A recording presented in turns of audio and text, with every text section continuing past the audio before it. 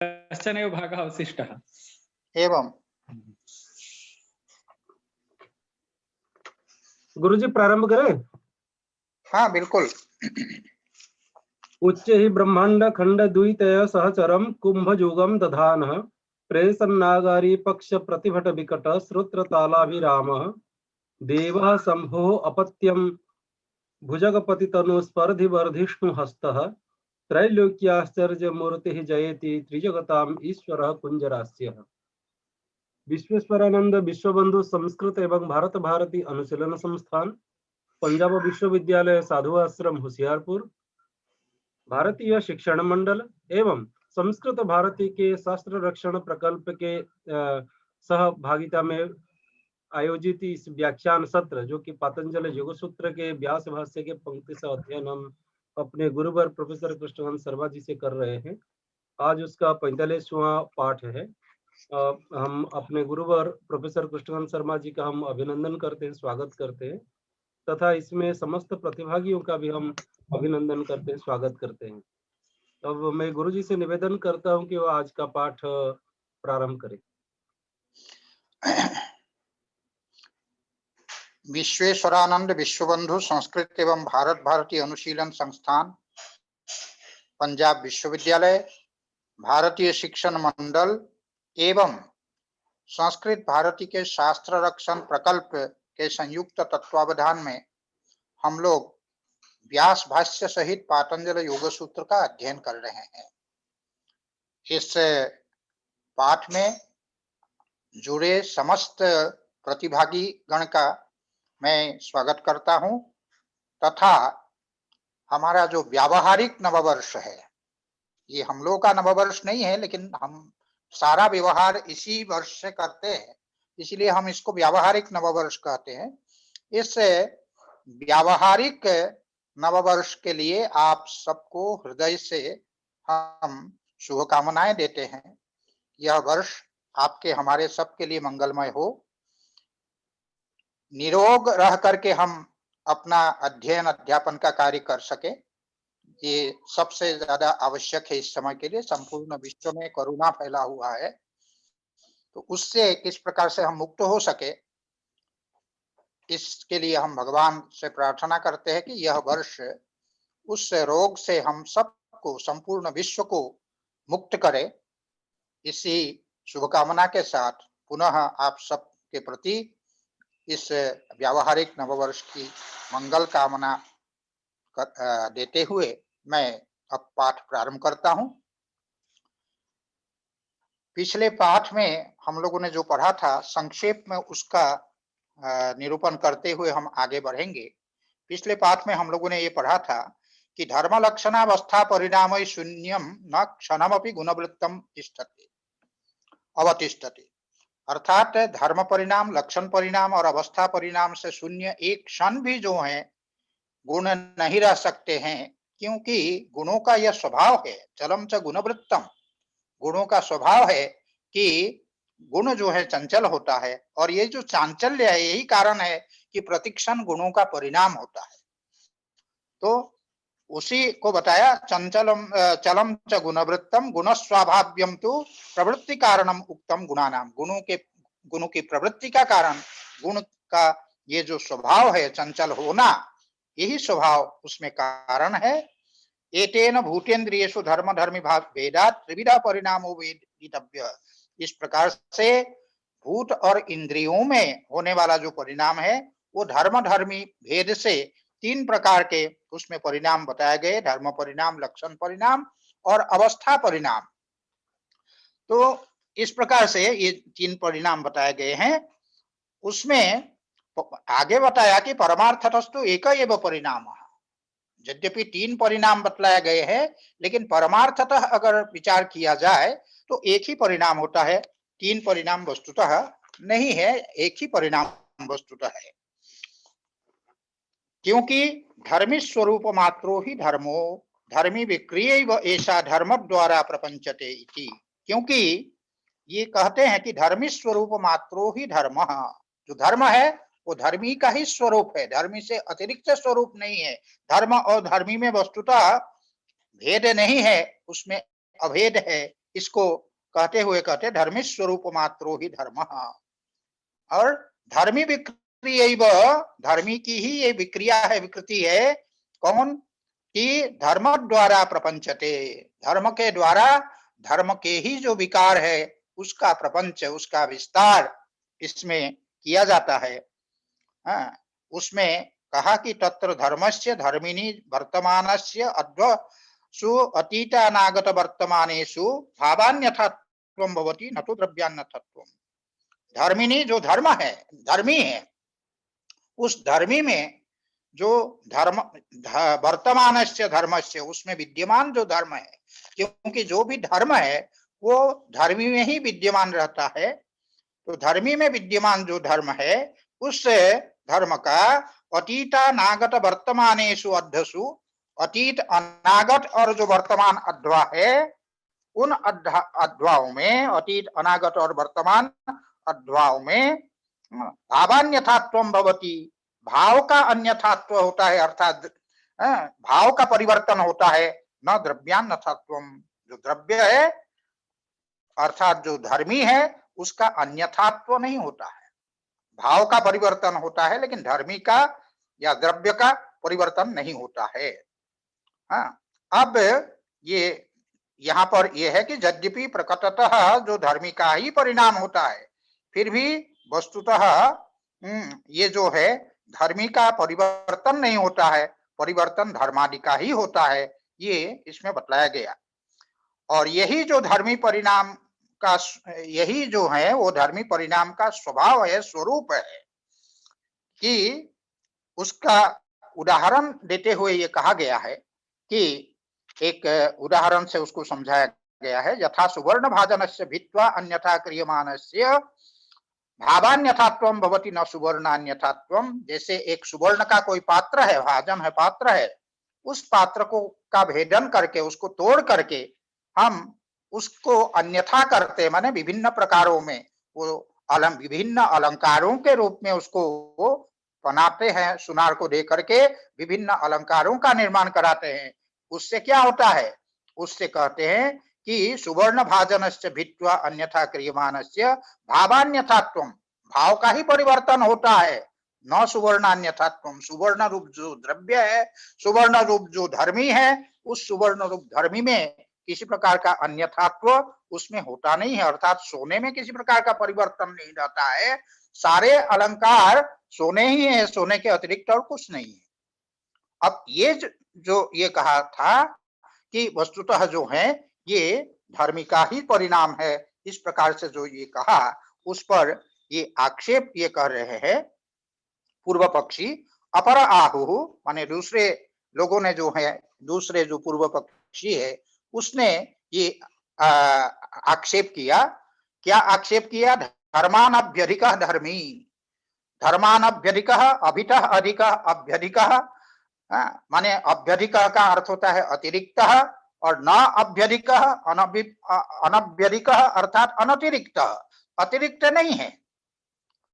कहने का तात्पर्य है कि धर्मानभ्यधिको धर्मी, धर्म से अतिरिक्त धर्म नहीं है, धर्म से अतिरिक्त धर्मी नहीं है।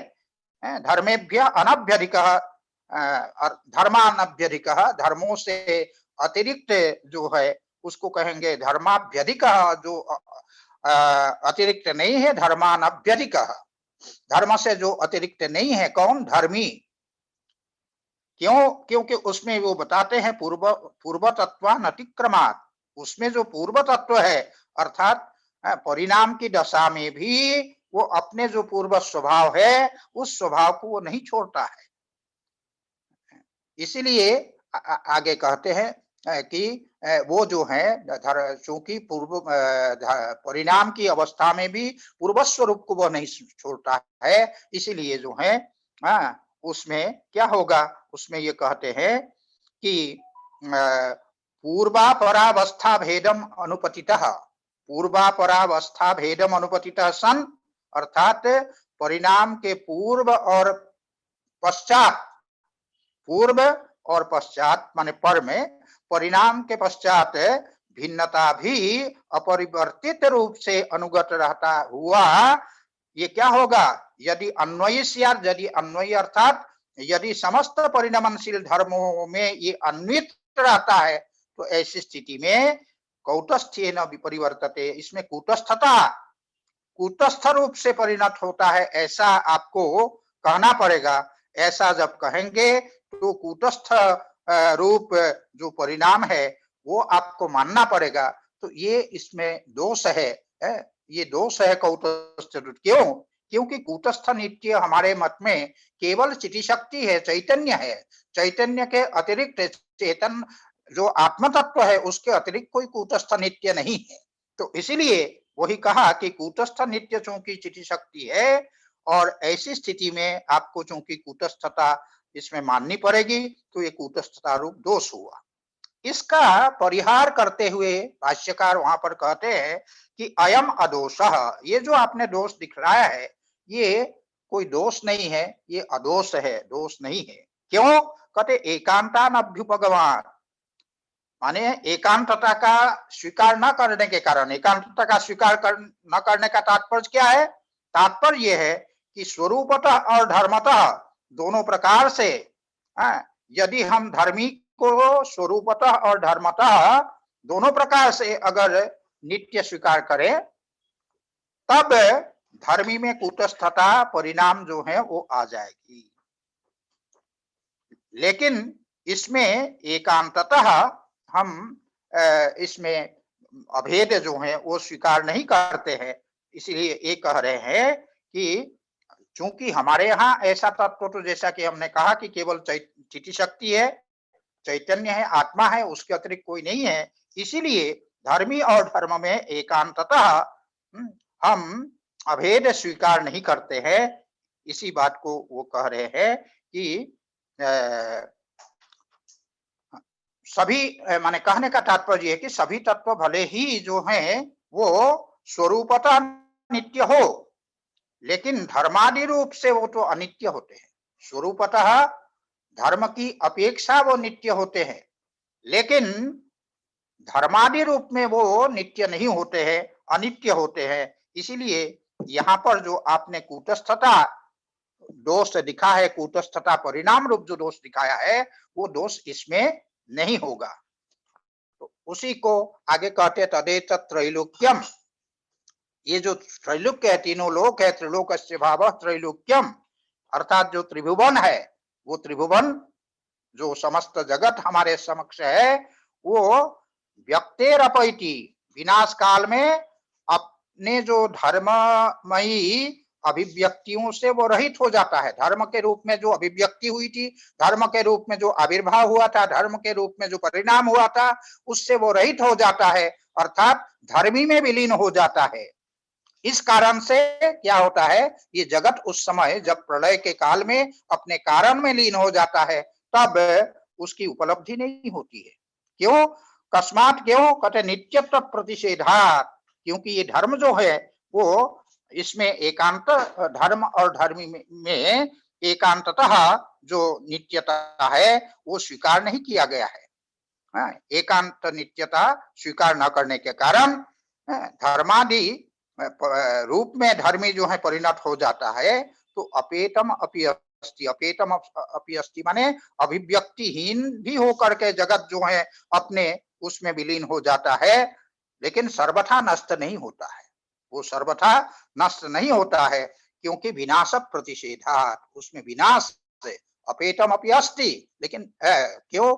विनाश प्रतिषेधात, विनाश का प्रतिषेध किया गया है। और अभिव्यक्तिहीन होकर के भी वह जो जगत है वो विनाश रहित, अर्थात नष्ट नहीं होता है। अपने कारण के रूप में ये जगत उस समय भी, प्रलय काल में भी विद्यमान रहता है। और संसर्गाच्च अस्य सौक्ष्म्यम, संसर्गाच्च अस्य सौक्ष्म्यम क्या क्या है कि कारणभूत जो द्रव्य है या धर्मी है, उसमें संश्लिष्ट होकर के ये लीन हो जाता है, उसमें विलीन हो जाता है, उसके साथ संसर्ग से वो विलीन हो जाता है। तो इसलिए सांख्य कारिकाकार ने कहा, जब यह जो कार्य है वो कारण में जब विलीन हो जाता है, तब सूक्ष्मता के कारण उस कार्य की उपलब्धि नहीं होती। इसलिए सौक्ष्म्यात् तद अनुपलब्धिर्नाभावात्, प्रकृति की उपलब्धि क्यों नहीं होती है? जिस वस्तु की उपलब्धि नहीं होती है उसको नहीं है ऐसा हम कहते हैं, तो प्रकृति भी नहीं है ऐसा कहे कि नहीं, सूक्ष्म अनुपलब्धिर ना भावात, सूक्ष्मता के कारण उसकी उपलब्धि नहीं होती है, उसका अभाव है, ऐसी बात नहीं है। तो धर्मों के परिणाम के द्वारा धर्मी परिणाम का अब तक जो है निरूपण किया गया। अब धर्मों का लक्षणों के द्वारा जो परिणाम होता है उसका निरूपण किया जा रहा है। लक्षण परिणामो धर्म, लक्षण परिणाम जो है, लक्षण परिणामो धर्म माने लक्षण ही परिणाम जस्य सह लक्षण परिणाम कह धर्म, लक्षणों के द्वारा जिसमें परिणाम होता है वह जो है वो लक्षण परिणाम वो धर्म है। लक्षणों के द्वारा परिणत होने वाला अर्थात तीनों कालों की स्थितियों में विद्यमान रहने वाला धर्म है। वही जो है क्या है, अतीतानागत वर्तमान, ये बताया कि अनागत लक्षण परिणामो धर्म, अध्वस वर्तमान अतीत नहीं, अध्वस वर्तमान अतीत, यहाँ कुछ छूट गया है। अध्वस वर्तमान अर्थात अध्वस माने अतीत, अनागत और वर्तमान कालिक जो भाव है उनमें रहने वाला ये धर्म है। और वो अतीत तब अतीत होता है जब अतीत लक्षण से युक्त होता है। जब अतीत हो जाता है तब वह अतीत लक्षण से युक्त होता है, अतीत अतीत लक्षण युक्त। और उस समय जब अतीत लक्षण से युक्त होता है उस समय अनागत वर्तमानाभ्याम लक्षणाभ्याम अभियुक्त, अनागत और वर्तमान लक्षणों से वो वियुक्त नहीं होता है, वो अभियुक्त रहता है।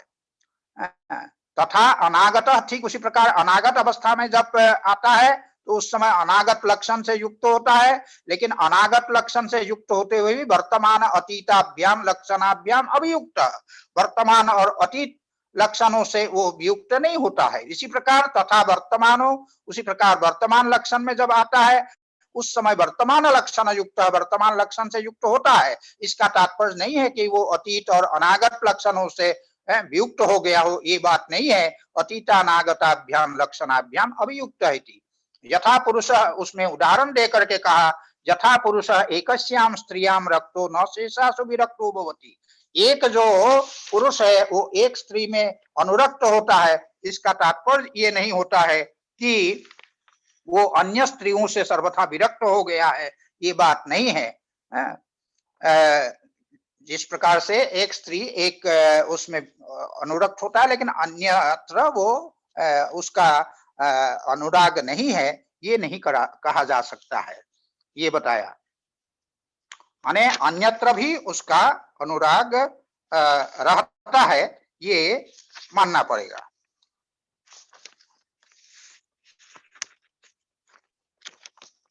अब इसमें ये कहते हैं कि उसी प्रकार से अतीतानागत अध्वा से ये वियुक्त नहीं होता है। तो अब एक प्रश्न होता, तब तो सभी धर्मों के सदा सभी धर्म अध्वाओं से युक्त रहने के कारण अध्वाओं में सांकर्य आएगा, उनमें अध्वाओं में सांकर्य आएगा।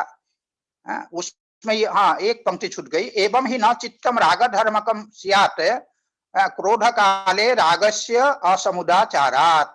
इस प्रकार से यहाँ पर ये कहा, नहीं सॉरी, ऊपर मेरी दृष्टि नीचे चली गई।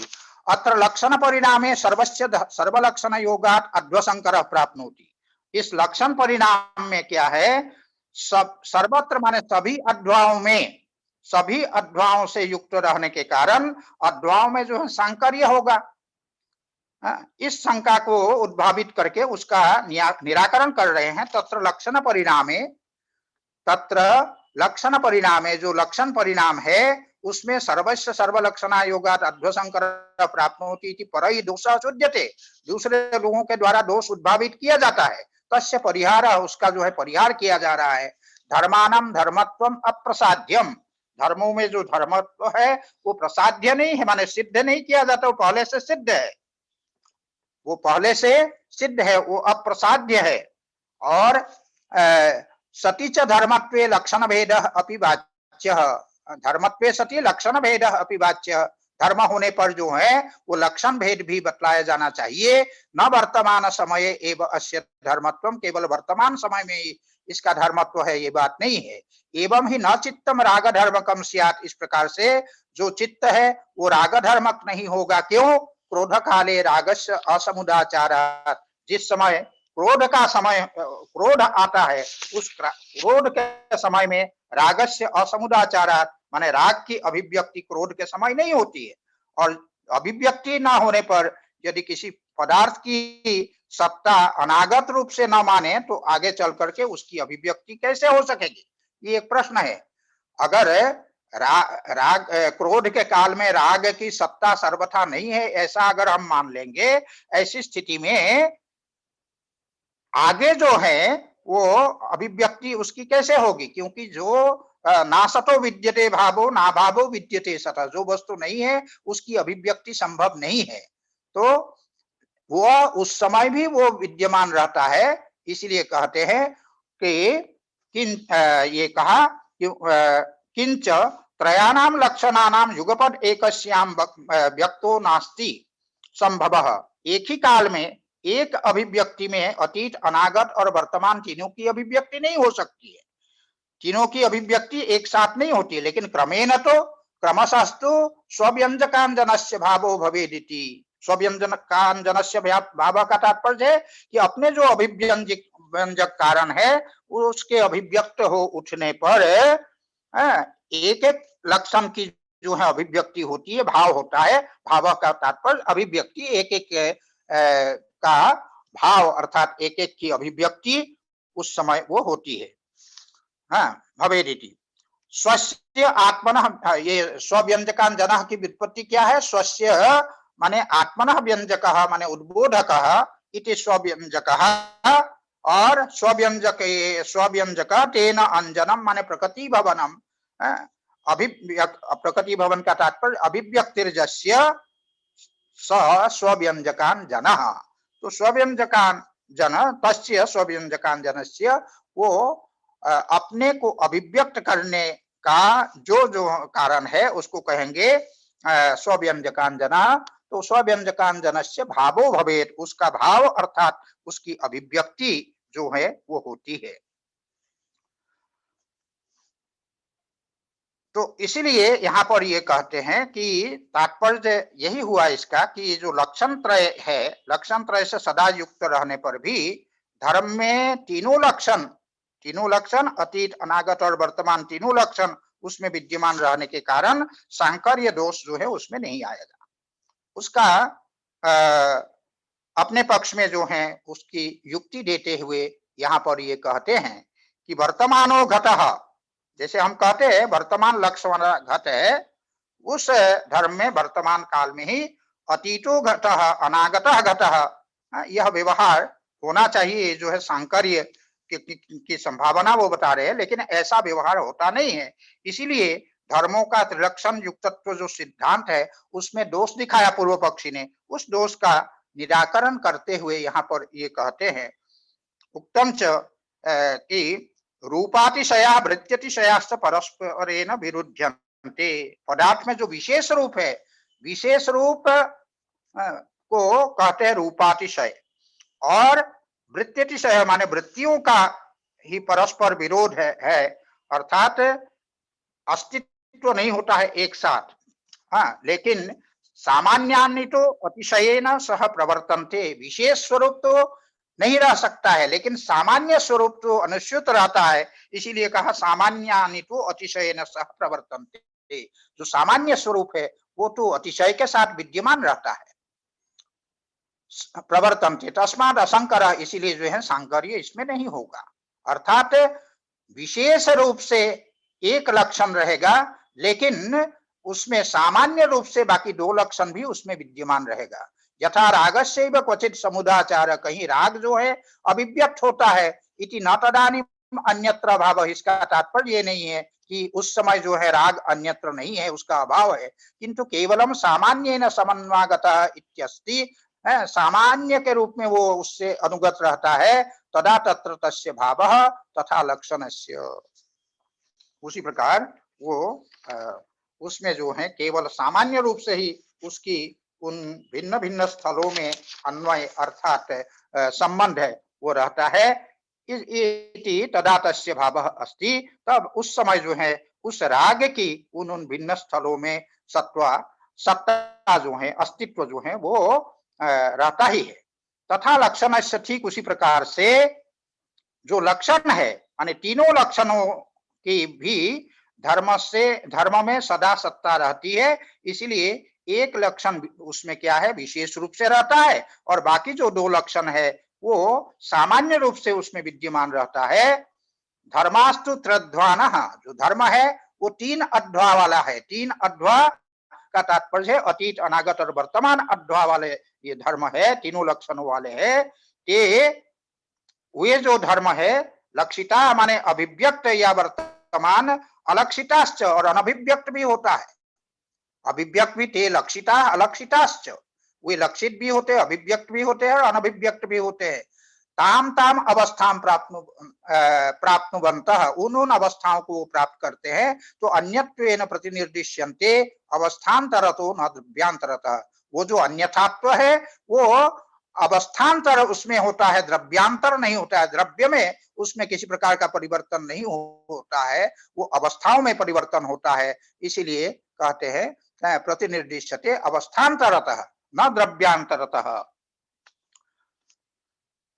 इस प्रकार से ये करने के उसमें एक उदाहरण देते हुए ये कहा था, यथा एका रेखा शतस्थाने शतम दशस्थाने दश, जैसे इकाई दहाई सैकड़ा है, उसमें एक ही रेखा जब एक के स्थान में रखते हैं उसका मूल्य एक है, और जब 100 के स्थान में रखते हैं उससे एक रेखा का जो मान है वो जो है 100 है, और 10 के स्थान में वो 10 है। 10 स्थाने 10, एकाच एक स्थाने, एक के स्थान में वो एक है। यथाच एकत्वे अपि स्त्री, उसी प्रकार जो एक होने पर भी जो स्त्री है वो किसी की माता हो सकती है, माता च उच्यते, दुहिता च किसी की पुत्री हो सकती है, स्वचा च किसी की भगिनी हो सकती है। इस प्रकार से ये उदाहरण देकर के कहा। अब ये कहते हैं नया दोष यहां से हम लोग को आज पढ़ना है कि अवस्था परिणामे कौतश्च दोष प्रसंग कैश्चित उक्तः। जो अवस्था परिणाम है इसको अगर हम स्वीकार करते हैं तो इस अवस्था परिणाम को स्वीकार करने पर क्या होगा, कौतस्थ्य दोष प्रसंग, जो कौतस्थ्य कूटस्थता रूप जो दोष है उसकी प्रसक्ति होगी, वो कूटस्थता दोष इसमें लगने लगेंगे। ऐसा कैश्चित उक्त माने कैश्चित कुछ जो विरोधी है उन लोगों ने इस प्रकार का, उसमें विपक्षी है उन लोगों ने इस प्रकार का दोष उद्भावित किया। अब उक्त कथम, कैसे किस प्रकार से वो दोष होगा उसको कहते हुए कहते हैं अध्वनो व्यापारेण व्यवहितत्वात्। अध्वनो व्यापारेण व्यवहितत्वात्, अध्वाओं के व्यापार मात्र से व्यवधान होने के कारण, व्यापार मात्र से व्यवधान, व्यापार मात्र से अंतर होने के कारण, अंतरित होने के कारण इसमें जो है वह कूटस्थता रूप जो दोष है वो दोष आएगा। यदा धर्म स्वव्यापारम न करोति तदा अनागतः, जब जो धर्म है वो अपना व्यापार नहीं करता है तो उस समय अनागत वो कहलाता है। जब कोई धर्म, जैसे घटरूप जो धर्म है वो अपना व्यापार नहीं करता है उस समय वो अनागत अवस्था में रहता है। और यदा करोति तदा वर्तमान, जब वो घट अपना कार्य करता है उस समय जो है वो क्या होता है, वो वर्तमान उसमें आता है। जब कार्य करता है तब जो है तब वो वर्तमान अवस्था में वो आता है। और वर्तमान अवस्था में वो आता है। यदा कृत्वा निवृत्तः तदा अतीतः, जब करके वो निवृत्त हो जाता है, कार्य करके व्यापार करके जब निवृत्त हो जाता है तदा अतीतः, तब जो है वो अतीत हो जाता है। इत्येवं धर्मधर्मिणः लक्षणानाम अवस्थानाम च कौतस्थ्यम प्राप्नोति। तो इस प्रकार से क्या हो गया, धर्मधर्मिणो हो, धर्म और जो धर्मी है ये दोनों की लक्षणानाम अवस्थानाम च, लक्षण और जो अवस्थाएं हैं उनकी कूटस्थता प्राप्त हो जाती है। कौटस्थ्य माने कूटस्थता प्राप्त होती है, कूटस्था की प्रसक्ति होती है। इति परैहि दोषः उच्यते। इस प्रकार दूसरे जो विपक्षी है वो विपक्षियों के द्वारा इस प्रकार का दोष इसमें उद्भावित किया जाता है। वस्तुतः दोष नहीं है लेकिन दोष उद्भावित किया जाता है।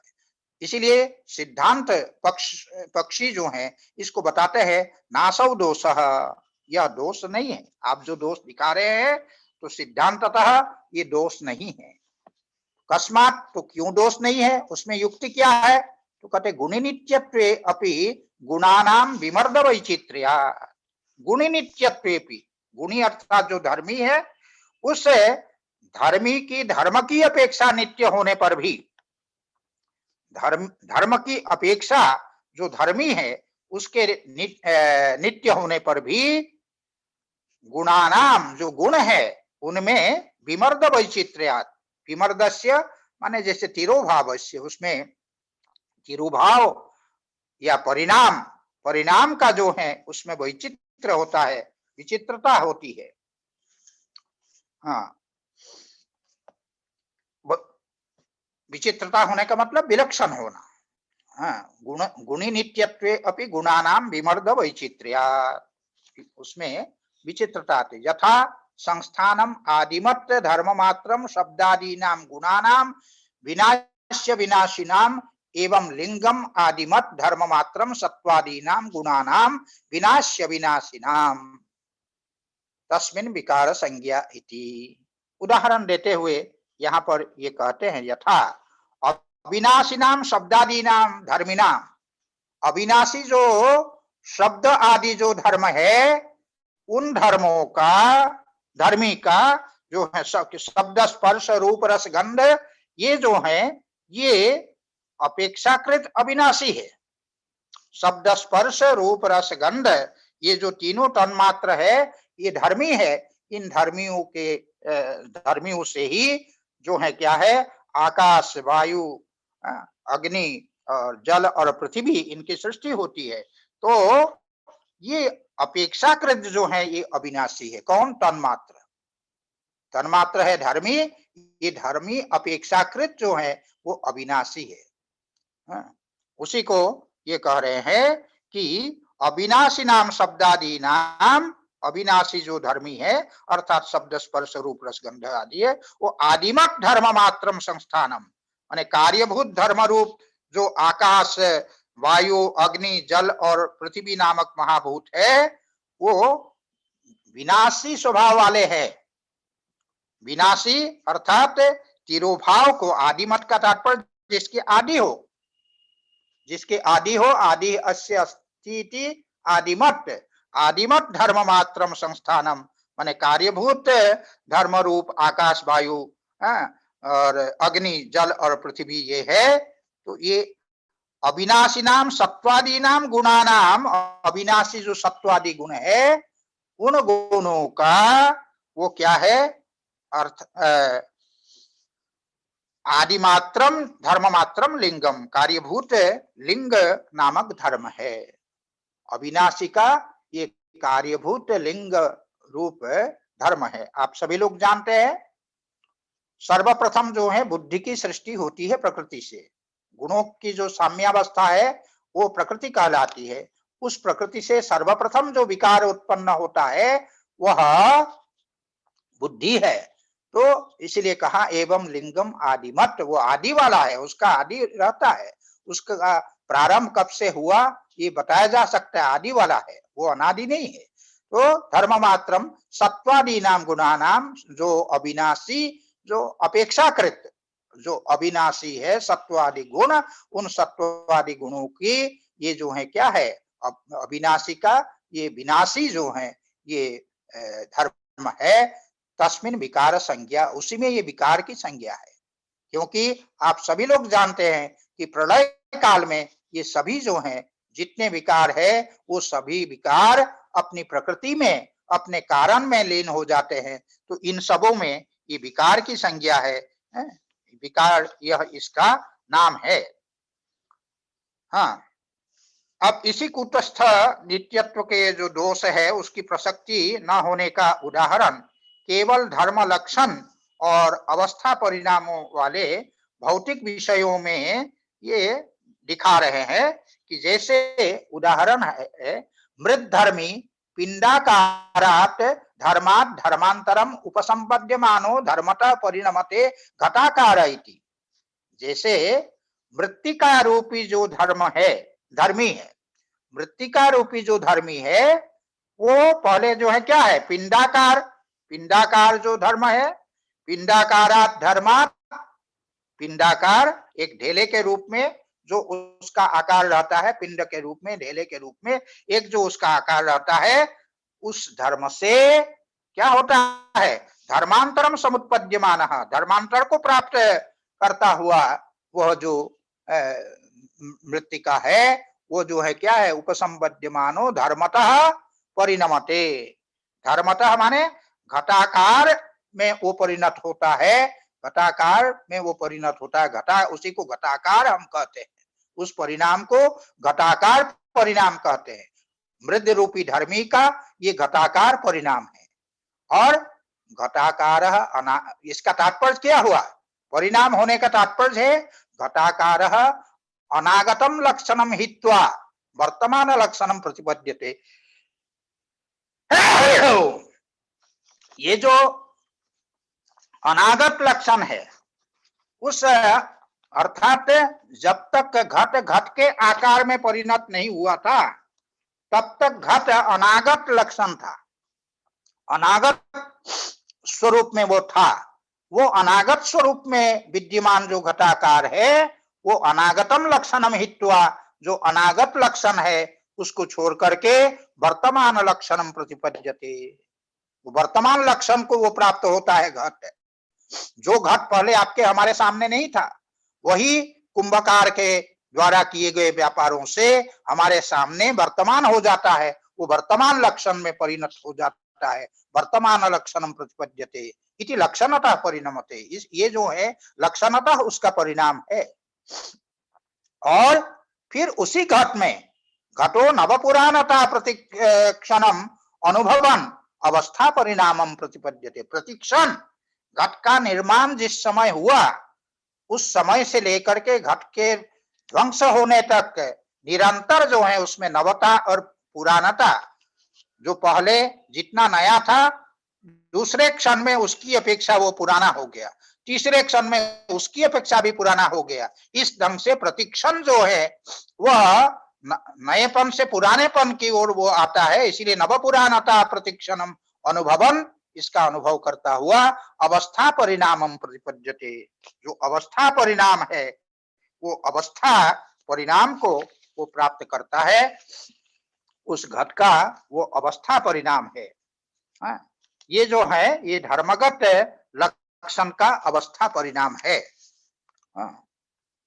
और इसको आगे कहते हैं कि धर्मिनोपि धर्मांतरम अवस्था, धर्मी का भी जो धर्मांतर है, जो मृद रूपी जो धर्मी है उसका जो धर्मांतर है, घट रूप जो धर्मांतर है वो अवस्था।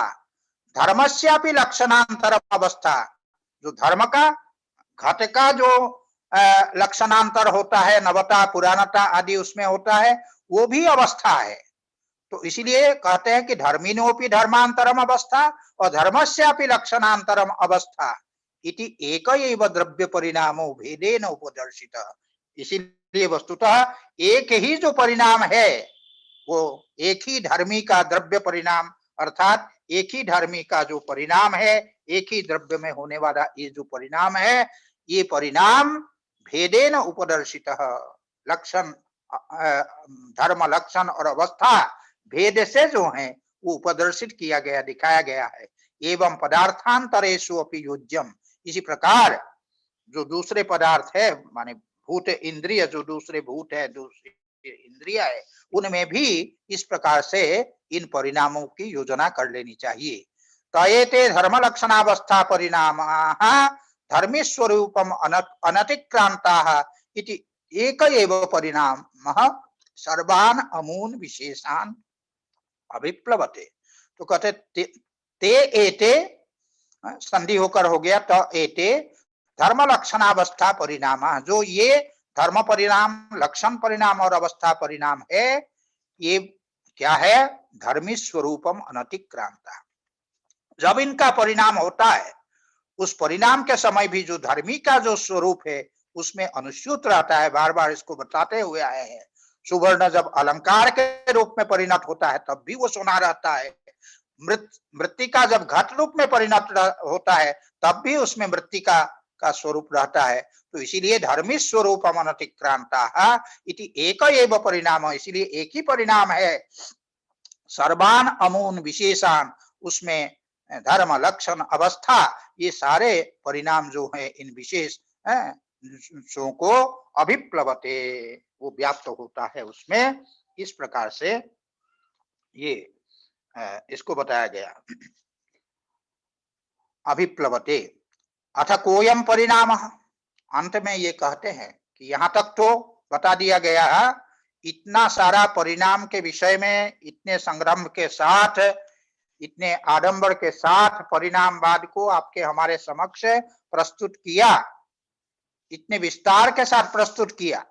लेकिन इतने विस्तार के साथ प्रस्तुत करने के बाद, जो कि वस्तुतः हमारी दृष्टि में पहले ही बताना चाहिए था कि परिणाम कहते किसको है, लेकिन पहले बताया नहीं गया है, तो अंत में आकर के यहाँ कहते हैं कि परिणाम का जो मौलिक स्वरूप है वो है क्या चीज?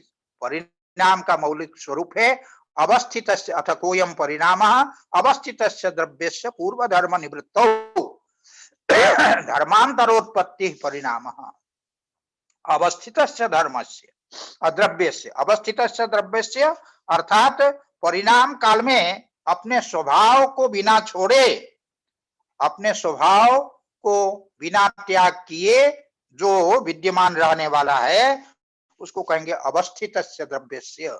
अवस्थित जो द्रव्य है उसी का पूर्व धर्म निवृत्तो, पहले जो धर्म था उस धर्म को छोड़, उसकी निवृत्ति होने पर क्या होता है? धर्मांतरोत्पत्ति ही, धर्मांतर की जो उत्पत्ति है उसी को कहते हैं परिणाम। पहले मृत्तिका एक ढेले के रूप में वो था, एक पिंड के रूप में था, वह जो है उससे पिंड की निवृत्ति हो जाती है कब? जब वो घड़े के रूप में परिणत हो जाता है। सोना पहले एक बिस्किट के रूप में या एक टुकड़े के रूप में वो विद्यमान रहता है, और वही जो है जब सोनार उसको विभिन्न अलंकारों का आकार दे देते हैं तब हम विभिन्न आभूषणों के नाम से उसको जानने लगते हैं।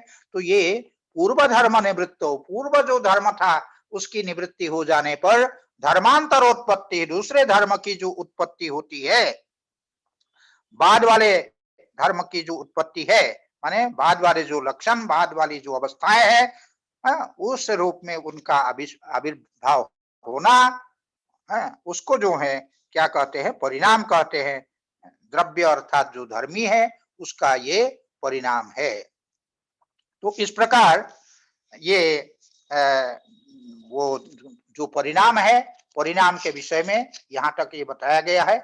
आगे स्क्रीन पर आगे का सूत्र दिखलाया गया है, लेकिन आगे का सूत्र हम प्रारंभ करेंगे अगले पाठ में। आज ये काफी लंबा ये सूत्र है, लंबा व्याख्यान था। इस जो सूत्र है, इस सूत्र की व्याख्या की आज पूर्णता हुई।